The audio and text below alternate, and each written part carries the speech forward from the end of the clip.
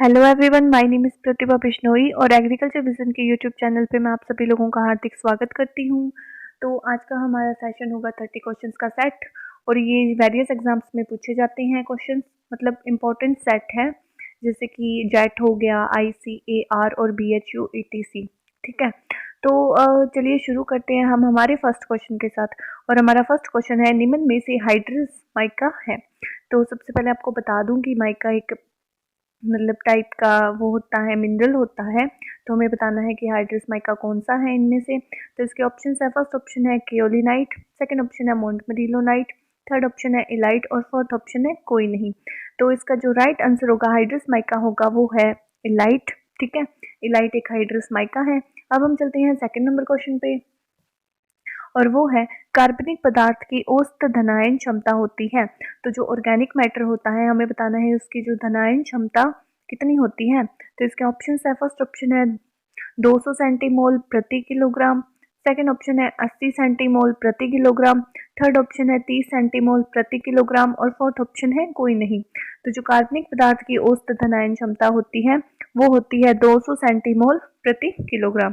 ठीक है, अब हम चलते हैं थर्ड नंबर क्वेश्चन पे। उभय प्रतिरोध क्षमता कहलाती है, क्षमता दर्शाती है। तो इसके ऑप्शन है, फर्स्ट ऑप्शन है अम्लता, सेकंड ऑप्शन है क्षारीयता, थर्ड ऑप्शन है एक व दो दोनों और फोर्थ ऑप्शन है कोई नहीं। तो जो उभय प्रतिरोध क्षमता है वो दर्शाती है अम्लीयता व क्षारीयता दोनों को। तो इसका जो राइट आंसर होगा वो होगा एक व दो दोनों। अब हम चलते हैं फोर्थ नंबर क्वेश्चन पे। अम्लीय मृदा का पीएच मान होता है। तो हमें बताना है कि एसिडिक सोइल होते हैं उनका पीएच मान कितना होता है। जो पीएच स्केल होता है उस पर 0 से लेकर 14 तक जो है मतलब डिजिट अंकित होती है। तो हमें बताना है कि जो अम्लीय मृदा है उसका पीएच कितने रेंज पे होता है। तो इसके ऑप्शन है, फर्स्ट ऑप्शन है 7 से कम, सेकंड ऑप्शन है 8.5, थर्ड ऑप्शन है 8.5 से 10 और फोर्थ ऑप्शन है कोई नहीं। तो जो अम्लीय मृदा का पीएच मान होगा वो होगा 7 से कम, क्योंकि 7 से जो कम होती है वो अम्लीय मृदाएं होती हैं और जो 7 से ज़्यादा होती हैं वो होती है क्षारीय मृदाएं और जो 7 के अराउंड में होती है रेंज वो होती है उदासीन पीएच होता है। ठीक है, अब हम चलते हैं 5 नंबर क्वेश्चन पे और वो है मृदा में अम्लीयता बढ़ने पर पोषक तत्वों की डैश हो जाती है। कि हमें बताना है कि अगर सोइल में एसिडिटी बढ़ जाती है तो पोषक तत्वों पर क्या इफेक्ट पड़ता है।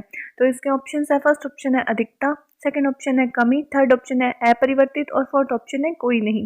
तो जो अगर मृदा में अम्लीयता बढ़ जाती है तो जो पोषक तत्व होते हैं उनकी क्या हो जाती है, कमी हो जाती है। ठीक है, अब हम चलते हैं 6 नंबर क्वेश्चन पे और वो है अधिकांश पौधे नत्रजन का उपयोग करते हैं। तो हमें बताना है कि जो सबसे ज़्यादा प्लांट्स हैं जो नाइट्रोजन को कौन सी फॉर्म में ग्रहण करते हैं। ठीक है, इसके ऑप्शन है, फर्स्ट ऑप्शन है NH2, सेकंड ऑप्शन है N2, थर्ड ऑप्शन है NO3 माइनस और फोर्थ ऑप्शन है NO2 माइनस। तो इसका जो राइट आंसर होगा वो होगा NO3 माइनस। ठीक है, अधिकांश पौधे हैं जो नाइट्रोजन को नाइट्राइट के रूप में उपयोग करते हैं। ठीक है, अब हम चलते हैं 7 नंबर क्वेश्चन पे। सल्फेट ऑफ पोटाश में कितने प्रतिशत पोटेशियम पाया जाता है। तो जो सल्फेट ऑफ पोटाश है वो एक पोटेशियम का अच्छा सोर्स माना जाता है। तो उसमें हमें बताना है कितने प्रतिशत तक पोटेशियम पाया जाता है। तो इसके ऑप्शन है, फर्स्ट ऑप्शन है 48%, सेकंड ऑप्शन है 20%, थर्ड ऑप्शन है 10% और फोर्थ ऑप्शन है 90%। तो इसका जो राइट आंसर होगा वो होगा 48%। ठीक है, अब हम चलते हैं 8 नंबर क्वेश्चन पे। निम्न में से कौन सा मानव जनित प्रदूषण नहीं है। तो इसके ऑप्शन है, फर्स्ट ऑप्शन है जल प्रदूषण, सेकंड ऑप्शन है ध्वनि प्रदूषण, थर्ड ऑप्शन है सामाजिक प्रदूषण और फोर्थ ऑप्शन है औद्योगिक प्रदूषण। तो इसका जो राइट आंसर होगा वो होगा जल प्रदूषण। ठीक है, अब हम चलते हैं 9 नंबर क्वेश्चन पे। चने के बीज को कौन से जैव उर्वरक से उपचारित करते हैं। तो इसके ऑप्शंस है, फर्स्ट ऑप्शन है राइजोबियम, सेकंड ऑप्शन है एजेटोबैक्टर, थर्ड ऑप्शन है एजोला और फोर्थ ऑप्शन है एजोस्पिरिलम। तो हमें बताना है कि चने के बीज को हम कौन से जैव बायो फर्टिलाइजर से ट्रीट करते हैं। तो वो होता है राइजोबियम। ठीक है, जो लेग्यूम्स होते हैं उनको हम राइजोबियम कल्चर से ही उपचारित करते हैं। अब हम चलते हैं 10 नंबर क्वेश्चन पे। गाय के दूध से मावा प्राप्त होता है। तो इसके ऑप्शन है, फर्स्ट ऑप्शन है 20 से 25%, सेकेंड ऑप्शन है 18 से 20%, थर्ड ऑप्शन है 15 से 16% और फोर्थ ऑप्शन है 22 से 27%। तो इसका जो राइट आंसर होगा वो होगा 18 से 20%। ठीक है, अब हम चलते हैं 11 नंबर क्वेश्चन पे। लैक्टोज किससे मिलकर बना होता है? तो हमें बताना है कि लैक्टोज एक मतलब कार्बोहाइड्रेट होता है, तो हमें बताना है किससे मिलकर बना होता है। इसके ऑप्शन है, फर्स्ट ऑप्शन है glucose plus glucose, second option है glucose plus galactose, third option है glucose plus fructose, fourth option है कोई नहीं। तो जो लैक्टोज होता है वो ग्लूकोज प्लस ग्लैक्टोज से मिलकर बना होता है। ठीक है, अब हम चलते हैं 12 नंबर क्वेश्चन पे। मृदा विज्ञान की वह शाखा जिसमें मृदा की उत्पत्ति, मृदा के गुण, वर्गीकरण आदि का अध्ययन किया जाता है उसे हम किस नाम से जानते हैं? इसके ऑप्शन है, फर्स्ट ऑप्शन है पेडोलॉजी, सेकंड ऑप्शन है एडेफोलॉजी, थर्ड ऑप्शन है पारिस्थितिकी और फोर्थ ऑप्शन है भूगर्भ विज्ञान। तो जो मृदा की वो शाखा जिसमें हम मृदा की उत्पत्ति के बारे में, मृदा के गुणों के बारे में और उसके जो क्लासिफिकेशन है उसके बारे में स्टडी करते हैं, तो उसे हम पेडोलॉजी के नाम से जानते हैं। ठीक है, जबकि जो एडेफोलॉजी होती है ना, उसके अंदर हम जो मृदा है उसका जो वनस्पतिक है मतलब प्लांट से रिलेशन के बारे में स्टडी करते हैं। ठीक है, अब हम चलते हैं 13 नंबर क्वेश्चन पे। आयतन के दृष्टिकोण से मृदा में खनिज पदार्थ तथा कार्बनिक पदार्थ का क्रमशः प्रतिशत है। तो हमें बताना है कि आयतन के दृष्टिकोण से जो मृदा है और जो मृदा में जो खनिज पदार्थ होते हैं और जो कार्बनिक पदार्थ होते हैं उनका जो प्रतिशत कितना है। तो इसके ऑप्शन है, फर्स्ट ऑप्शन है 5:45, सेकेंड ऑप्शन है 45:5, थर्ड ऑप्शन है 25:25 और फोर्थ ऑप्शन है 30:20। तो इसका जो राइट आंसर होगा वो होगा 45:5। ठीक है, तो जो आयतन के दृष्टिकोण से होता है, खनिज पदार्थ तो होते हैं 45% और जो कार्बनिक पदार्थ होते हैं वो होते हैं 5%। ठीक है, अब हम चलते हैं 14 नंबर क्वेश्चन पे। मृदा में किस खास सीमा तक प्रवेश किए बिना मृदा सतह पर बह रहे जल को कहते हैं? तो इसके ऑप्शन है, फर्स्ट ऑप्शन है प्रवाह, सेकेंड ऑप्शन है अंतस्पंदन, थर्ड ऑप्शन है निक्षालन, फोर्थ ऑप्शन है परकोलेशन। तो मतलब मृदा में बिना किसी खास सीमा तक प्रवेश किए गए जो पानी मृदा सतह पर बहता रहता है उसे हम प्रवाह के नाम से जानते हैं।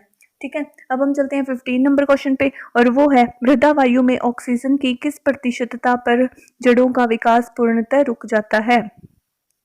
तो हमें बताना है कि अगर ऑक्सीजन की कितनी मात्रा अगर जो मृदा वायु में प्रेजेंट हो तो जो जड़ों का विकास है वो रुक जाता है। तो इसके ऑप्शन है, फर्स्ट ऑप्शन है 5%, सेकंड ऑप्शन है 10%, थर्ड ऑप्शन है 15% और फोर्थ ऑप्शन है 20%। तो इसका जो राइट आंसर होगा वो होगा 10%। ठीक है, अब हम चलते हैं 16 नंबर क्वेश्चन पे और वो है, pH व POH का योग सदैव होता है। तो इसके ऑप्शन है, फर्स्ट ऑप्शन है 10, सेकंड ऑप्शन है 14, थर्ड ऑप्शन है 8 और फोर्थ ऑप्शन है 16। तो जो pH होता है और जो POH होता है उनका जो योग होता है वो होता है सदैव 10। ठीक है, अब हम चलते हैं 17 नंबर क्वेश्चन पे। मृदा वर्गीकरण की उच्चतम श्रेणी है। तो इसके ऑप्शन है, फर्स्ट ऑप्शन है ऑर्डर, सेकंड ऑप्शन है फैमिली, थर्ड ऑप्शन है सीरीज और फोर्थ ऑप्शन है कोई नहीं। तो इसका जो राइट आंसर होगा वो होगा ऑर्डर। तो जो मृदा वर्गीकरण सॉइल क्लासिफिकेशन की जो उच्चतम श्रेणी होती है वो होती है ऑर्डर और जो न्यूनतम श्रेणी होती है वो होती है सीरीज। ठीक है, अब हम चलते हैं 18 नंबर क्वेश्चन पे। फास्फेट विलेयक बैक्टीरिया है। तो हमें ऐसा बताना है, ऐसा कौन सा बैक्टीरिया है जो फास्फेट को विलेय करता है। तो इसके ऑप्शन है, फर्स्ट ऑप्शन है राइजोबियम, सेकंड ऑप्शन है एजेटोबैक्टर, थर्ड ऑप्शन है स्यूडोमोनास और फोर्थ ऑप्शन है कोई नहीं। तो इसका जो राइट आंसर होगा वो होगा स्यूडोमोनास। तो जो स्यूडोमोनास है वो एक फास्फेट विलायक बैक्टीरिया है। अब हम चलते हैं 19 नंबर क्वेश्चन पे। वायु द्वारा मृदा अपरदनीयता को प्रभावित करने वाले कारक है। तो जो मृदा की सॉइल एरोजन को प्रभावित करने वाले कारक कौन से हैं? तो ऑप्शन है, फर्स्ट ऑप्शन है मृदा कणाकार, सेकंड ऑप्शन है मृदा संरचना, थर्ड ऑप्शन है मृदा नमी स्तर और फोर्थ ऑप्शन है ये सभी। तो इसका जो राइट आंसर होगा वो होगा सभी, क्योंकि जो वायु द्वारा मृदा एरोजन है को प्रभावित करने वाले कारक ऑल है। ठीक है, अब हम चलते हैं 20 नंबर क्वेश्चन पे। लेड से होता है, फर्स्ट ऑप्शन है मृदा प्रदूषण, सेकंड ऑप्शन है वायु प्रदूषण, थर्ड ऑप्शन है रेडियो एक्टिव प्रदूषण और फोर्थ ऑप्शन है उपरोक्त सभी। तो जो लेड होता है, जो सीसा होता है, उससे क्या होता है? वायु प्रदूषण होता है। ठीक है, अब हम चलते हैं 21 नंबर क्वेश्चन पे, और वो है पौधों के लिए आवश्यक पोषक तत्वों की संख्या है। तो इसके ऑप्शन है, फर्स्ट ऑप्शन है 18, सेकंड ऑप्शन है 24, थर्ड ऑप्शन है 22 और फोर्थ ऑप्शन है 17।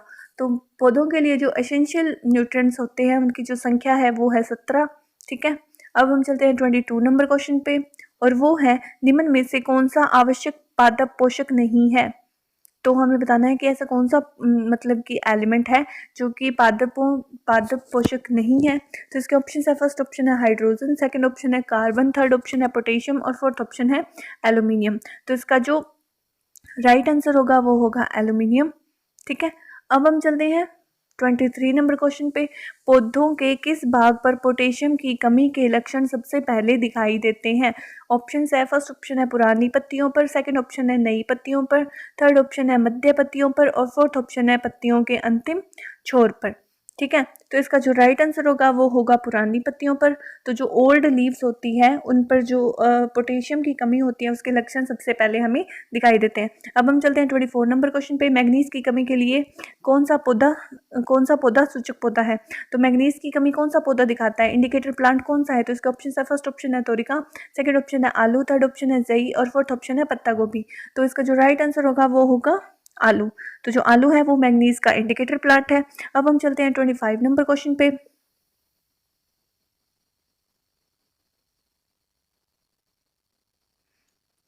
अब हम चलते हैं 25 नंबर क्वेश्चन पे, और वो है कार्बनिक रूप में उर्वरक है। ऑप्शन है, फर्स्ट ऑप्शन है अमोनियम सल्फेट, सेकंड ऑप्शन है सुपरफॉस्फेट, थर्ड ऑप्शन है यूरिया और फोर्थ ऑप्शन है जिंक सल्फेट। तो जो ऑर्गेनिक जो फर्टिलाइजर है वो है यूरिया। ठीक है, यूरिया फर्स्ट ऑर्गेनिक फर्टिलाइजर था। ठीक है, अब हम चलते हैं 26 नंबर क्वेश्चन पे, प्राथमिक तत्वों के अतिरिक्त किस उर्वरक में अन्य तत्व है। तो इसके ऑप्शन है, फर्स्ट ऑप्शन है di ammonium phosphate, second option है यूरिया, थर्ड ऑप्शन है अमोनियम सल्फेट और फोर्थ ऑप्शन है अमोनियम नाइट्रेट। तो इसका जो राइट आंसर होगा वो होगा अमोनियम सल्फेट। अब हम चलते हैं 27 नंबर क्वेश्चन पे, और वो है तिल की खली में कितने प्रतिशत नाइट्रोजन होता है। ऑप्शन है, फर्स्ट ऑप्शन है 6, सेकंड ऑप्शन है 10.2, थर्ड ऑप्शन है 2.5, फोर्थ ऑप्शन है 9.8। तो इसका जो राइट आंसर होगा वो होगा 6। ठीक है, तिल की खली में 6% तक नाइट्रोजन पाया जाता है। अब हम चलते हैं 28 नंबर क्वेश्चन पे, भारत में पादप प्रजनन द्रव्य संरक्षण केंद्र का नाम है। तो फर्स्ट ऑप्शन है CIAR, सेकंड ऑप्शन है NBPGR, थर्ड ऑप्शन है IBPGR और फोर्थ ऑप्शन है IARI। तो इसका जो राइट आंसर होगा वो होगा NBPGR। ठीक है, अब हम चलते हैं 30 नंबर क्वेश्चन पे, वर्ग आइसोप्टेरा का उदाहरण है। तो इसके ऑप्शन है, फर्स्ट ऑप्शन है दीमक, सेकंड ऑप्शन है बीटल, थर्ड ऑप्शन है टिड्डी और फोर्थ ऑप्शन है तितली। तो जो आइसोप्टेरा का जो उदाहरण है वो है दीमक। ठीक है, इसी तरीके से हमारा आज का सेशन यहीं पे समाप्त होता है। अगर आपको किसी भी तरीके का डाउट हो तो आप इसे कमेंट सेक्शन में पूछ सकते हैं। इसके साथ ही अगर आपको वीडियो अच्छी लगी हो तो आप इसे लाइक ज़रूर कीजिएगा। Thank you so much.